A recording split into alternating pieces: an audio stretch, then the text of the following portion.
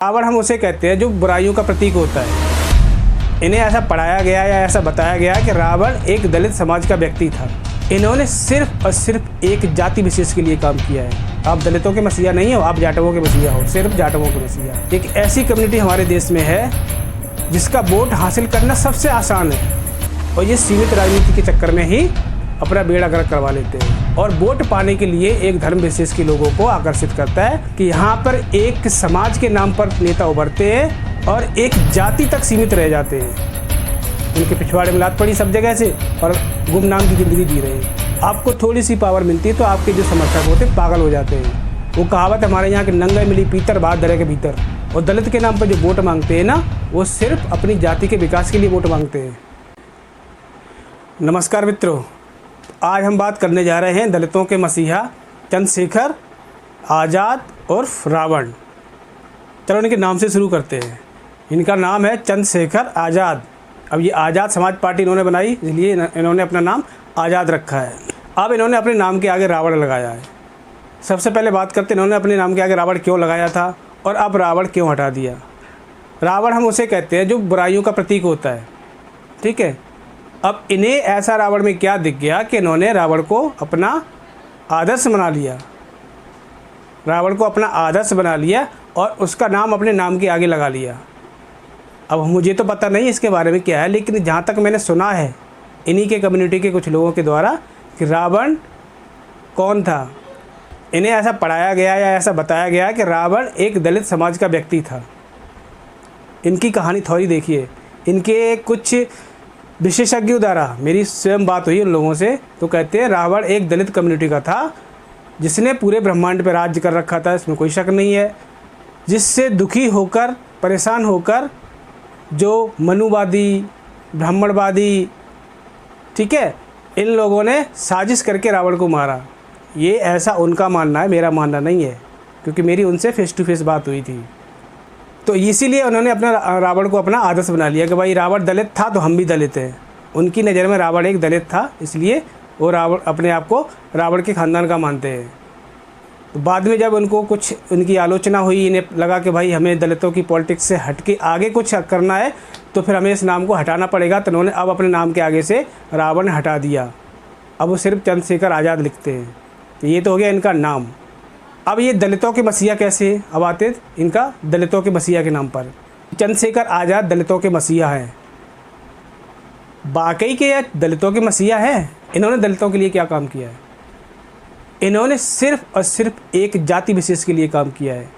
वो जाति हमें बताने की ज़रूरत नहीं है। वो गर्व से लिखते ना कि मैं चमार हूँ, ठीक है। तो उन्होंने सिर्फ चमार जाति के लिए काम किया है। किसी भी दूसरी दलित जाति के लिए इन्होंने कोई काम नहीं किया, ठीक है। इनके ऊपर एक गंभीर आरोप भी है।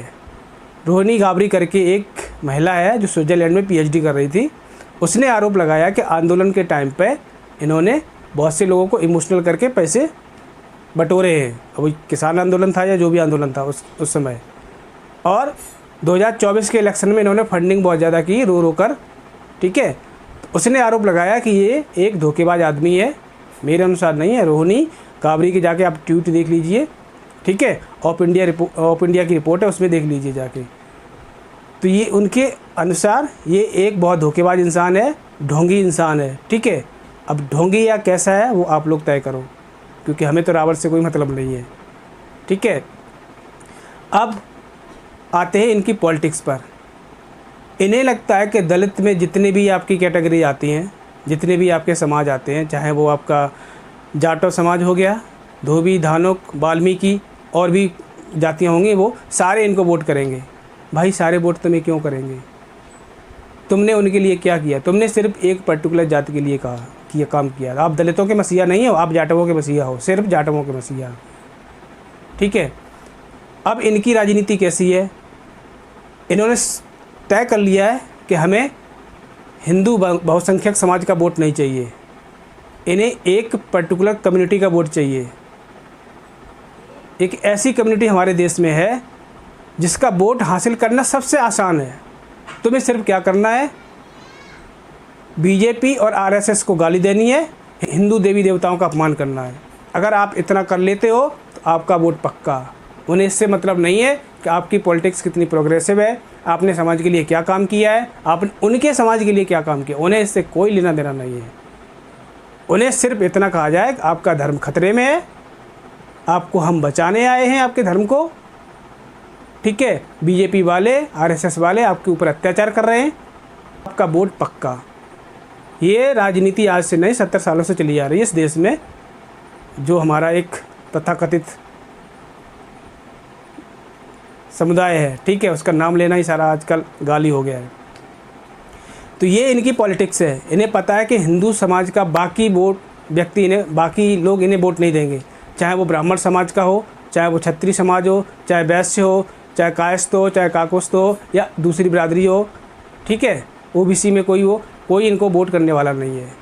इन्हें सिर्फ अपनी एक सीमित राजनीति रखनी है, और ये सीमित राजनीति के चक्कर में ही अपना बेड़ा गर्क करवा लेते हैं।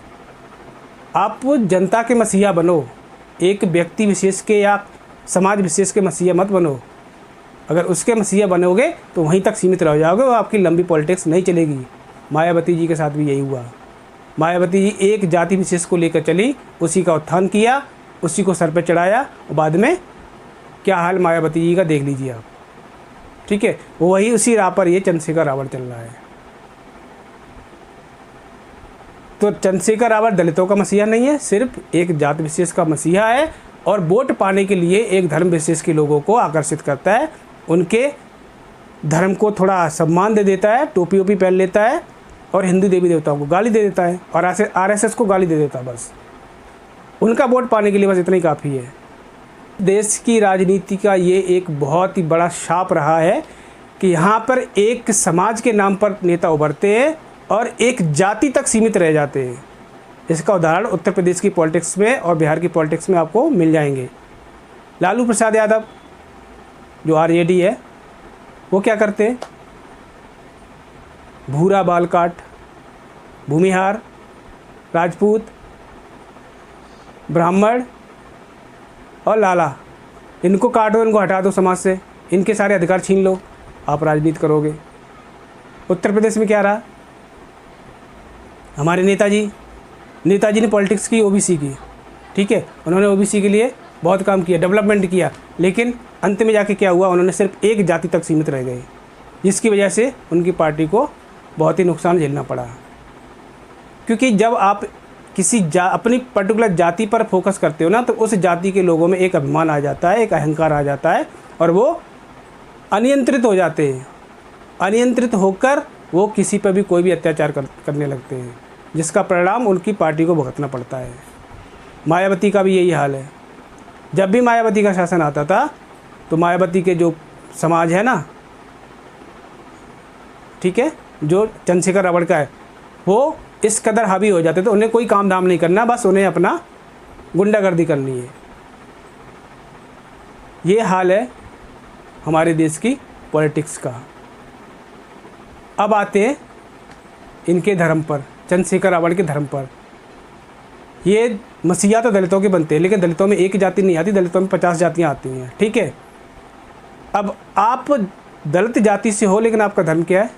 आपने बौद्ध धर्म अपना रखा है। अब बौद्ध धर्म तो भाई मानने वाले बहुत कम लोग हैं हिंदुस्तान में, और दलितों में तो खास एक ही आपकी जो कम्युनिटी है, जिसको जाटा बोलते हैं, चमार बोलते हैं, ठीक है, वही दलित धर्म को, क्या नाम है, बौद्ध धर्म को अपना रहे हैं। एक आध और जाति होंगी स्वामी प्रसाद मौर्य जैसी, तो स्वामी प्रसाद मौर्य ने खूब अपमान किया भगवान राम का, कृष्ण का, गीता का, सबका अपमान किया, रामचरितमानस का। आज क्या हाल है? उनके पिछवाड़े में लात पड़ी सब जगह से, और गुमनाम की ज़िंदगी जी रहे हैं। तो भाई चंद्रशेखर रावण एक अच्छा अधिवक्ता है, वक्ता है, लेकिन उसकी पॉलिटिक्स गलत डायरेक्शन में जा रही है। वो सोच रहे हो कि अभी हम अपना दलितों की राजनीति करके, मुसलमानों की राजनीति करके हम आगे बढ़ जाएंगे। आप एमपी बन गए हो, लेकिन मुख्यमंत्री नहीं बन पाओगे। मुख्यमंत्री बनने के लिए आप जब तक सवर्ण समाज को साथ लेकर नहीं चलोगे, आपका कुछ नहीं होगा। मायावती 3-4 बार मुख्यमंत्री बनी है, तो किसकी वजह से बनी है? वो भी ब्राह्मणों और सवर्णों के सहयोग से। उनके बगैर वो मायावती कभी मुख्यमंत्री नहीं बन सकती थी, ठीक है। मुलायम सिंह की तो बात ऐसी है, मुलायम सिंह ओबीसी को लेके चलते थे, यादवों के साथ और भी कास्ट थी उनको भी लेके चलते थे, और साथ में उनका एक वोट बैंक पक्का था, जो कहीं किसी हद तक आज भी है। तो जब तक आप अपनी विचारधारा में को विस्तार नहीं दोगे तब तक आप एक सीमित पॉलिटिशियन बन के रह जाओगे। चंद्रशेखर रावण से मेरा इतना ही कहना है, भाई आप अच्छा बोलते हो, अच्छा करते हो, लेकिन अपनी पार्टी को एक सीमित समुदाय तक मत रखो। आप हिंदुओं को, देवी देवताओं को गाली देना, अपमान करना बंद करो। आप नहीं, आपके समर्थक करते हैं। आपको थोड़ी सी पावर मिलती है तो आपके जो समर्थक होते पागल हो जाते हैं, सड़कों पे डंडे लाठी लेके हुड़दंग मचाते हैं, आपा खो देते हैं। वो कहावत हमारे यहाँ के नंगा मिली पीतर बात दरे के भीतर। थोड़ा सा भी इन्हें पावर या शक्ति मिलती है तो ये बौखला जाते हैं, शक्ति को कंट्रोल नहीं कर सकते। इसलिए शक्ति हर किसी के हाथ में नहीं देनी चाहिए। शक्ति उसी के हाथ में देनी चाहिए जो शक्ति को कंट्रोल कर सके। आप किसी को, ऐसे व्यक्ति को शक्ति दोगे जिसको कंट्रोल करने का कुछ पता ही नहीं है, तो बेड़ा गर्क हो जाएगा उस प्रदेश का, देश का और समाज का। उत्तर प्रदेश में देख लीजिए क्या हाल बना रखा था एमएम ने, मायावती मुलायम ने। योगी जी ने पूरी फर्श को क्लीन कर रहे हैं। लोग क्यों पसंद कर रहे हैं? इसीलिए पसंद कर रहे हैं कि योगी जी सिर्फ एक जाति विशेष को लेकर नहीं चल रहे हैं। और एक बात और याद रखना, जितने भी दलित समाज के लोग हुए हैं ना नेता, उन्होंने दलितों का उद्धार नहीं किया, उन्होंने सिर्फ एक जाति का उद्धार किया है। और दलित के नाम पर जो वोट मांगते हैं ना, वो सिर्फ अपनी जाति के विकास के लिए वोट मांगते हैं। दलितों का विकास नहीं होता है। दलितों का विकास वही करेगा जो दलितों से नहीं आएगा। जो व्यक्ति दलित समाज से आएगा वो दलितों का विकास कभी नहीं कर पाएगा, एक जाति विशेष का कर लेगा जिससे वो बिलोंग करता है। योगी आदित्यनाथ 7-8 साल से मुख्यमंत्री है, उनके खिलाफ ऐसा कुछ नहीं आया कि उन्होंने सिर्फ एक जाति विशेष के लिए काम किया हो। अगर उनके मंत्रिमंडल में या उनके जो कार्य क्षेत्र में जो अधिकारी हैं अगर सवर्ण समाज से ज़्यादा हैं तो उसकी भी कोई वजह रही होगी। एक एक घूसखोरों को उन्होंने धूल चटा दी, माफियाओं को ख़त्म कर दिया। जितने अतिक्रमणधारी थे सबका सर्वनाश कर रहे हैं वो। ठीक है, जो लोग पिछली सरकारों में खाए के बैठे हुए ना, जिन्होंने अथाह पैसा कमाया, उनको रात को नींद नहीं आती है कब कौन सा फरमान आ जाए। तो शासक बनना है तो अपनी बुद्धि और अपने विचारों को विस्तार देना पड़ेगा। सीमित रखोगे, सीमित रहोगे तो सिमट कर रह जाओगे। चंद्रशेखर रावण हटा लिया ना, उसी प्रकार आपके दिमाग से दलित शब्द भी हटा दो। आप एक सामाजिक कार्यकर्ता बन जाओ, सामाजिक नेता बन जाओ, आपको लोग सर आँखों पे लेंगे। और आपने जो जहर उगलते हो ना हिंदुओं के और देवी देवताओं के खिलाफ, वो बंद कर दो, वरना 4 दिन की चांदनी फिर अंधेरी रात। अभी आप सांसद बने हो, भरोसा नहीं अगले इलेक्शन में आपके साथ क्या हो जाए, कोई मुस्लिम कैंडिडेट खड़ा हो जाए, सपा और आप अलग हो जाओ, तब क्या करोगे? तब कैसे जीतोगे? कुछ भी हो सकता है ना पॉलिटिक्स में। मेरा दलित समाज से यही कहना है, आपके नेता निकल रहे हैं, अच्छी बात है।